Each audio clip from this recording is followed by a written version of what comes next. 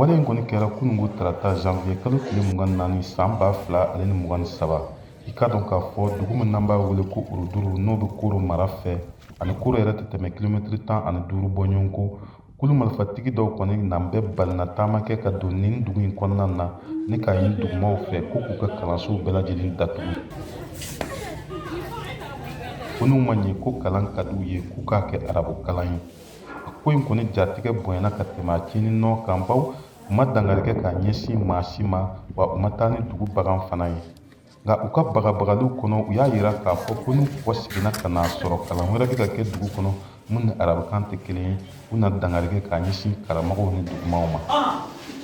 Hakilina jiginna dɔgɔkun tɛmɛnen nin dangariwale sugu kɔni kɛra dugu min n'an b'a wele ko Kana. I ka dɔn k'a fɔ cɛ marifatigi dɔw n'an bɛ don o kalansow la ne ka u ka kalanminɛnw n'u ka sigilanw ka olu bɛɛ lajɛlen fara ɲɔgɔn kan ne ka u n'u jeni ka tila k'a yira dugumaw la ko n'u kalan ka d'u ye u wajibiyalen don ka arabukan de kalan u ka kalansow kɔnɔna na. An bɛ waati min na i n'a fɔ sisan kalanso minnu datugulen don a bɛ taa kalanso 200 bɔ ɲɔgɔn kɔ ka sababu kɛ dangariwale tigilamaw ɲɛsiran ye.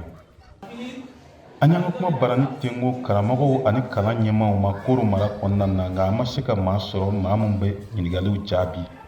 An bɛ waati min na i n'a fɔ sisan karamɔgɔ caman y'a yira k'a fɔ ko olu kɔni sirannen don ni ka taa u ka kalanyɔrɔw la ka sababu kɛ nin dangariwale suguyaw ye.